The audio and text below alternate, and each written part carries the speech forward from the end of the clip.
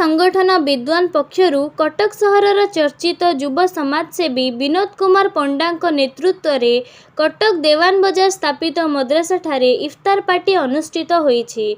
रोजा बा उपवास खोलिबा परे आहार ग्रहण करिसेंती मुसलमान संप्रदायर लोके। मद्रासा ठारे एकत्रित होई वयस्क महिला युवा माने खाद्य ग्रहण करिथिले। मुसलमान संप्रदायर व्यक्ति माने इफ्तार पार्टी रे शामिल होई परस्पर को आलिंगन करी बधाई जणाइथिले। कटक सहर भाईचारार सहर भाबे काई केउठी को कालरु रही आसीछि। एहिठारु ही भाईचारा सृष्टि होईछि। तेणु एठारे बहु संप्रदायर व्यक्ति माने समस्त पर्व को धूमधाम रे पालन करिथांती। कटक समेत अन्य स्थान रे मध्य भाईचारा बजाय रखिबाकू संगठनर सभापति विनोद पंडा वार्ता दैछंती।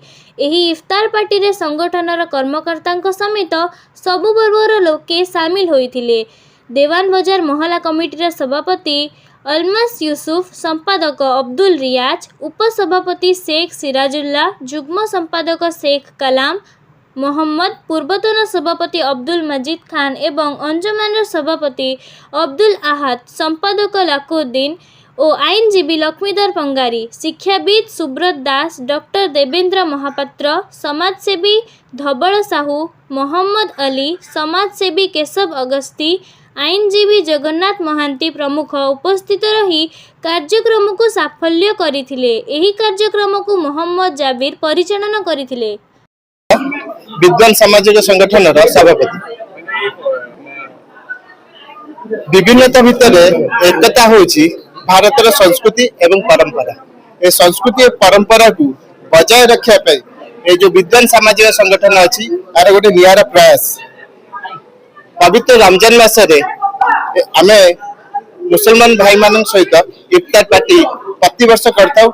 एटा विगत 5 वर्ष पाखापाखि हो गलानी आमे इफ्तार party करूछु।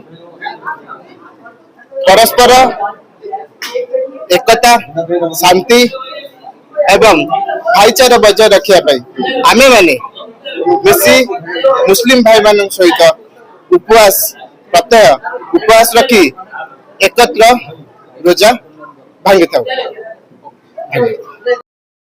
Aftab Akmal, advocate high court. आज इफ्तार पार्टी का आयोजन किया गया था विनोद भाई के संगठन की तरफ से और हमें इफ्तारी पार्टी में इनविटेशन गया था। हम इस इफ्तार पार्टी में आए। बहुत बढ़िया आयोजन किया गया था इफ्तार का। ये भाईचारा का मैसेज है विनोद भाई के संगठन के तरफ से। जो कटक का भाईचारा जो है बहुत बेहतर है और इसका एक तो अच्छा मैसेज इफ्तार पार्टी के आयोजन करके विनोद भाई ने दिया है।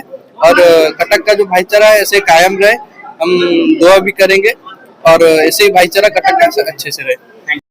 कटक सिटी रो Mirza Rizwan Baig report, Times News India, सच की आवाज।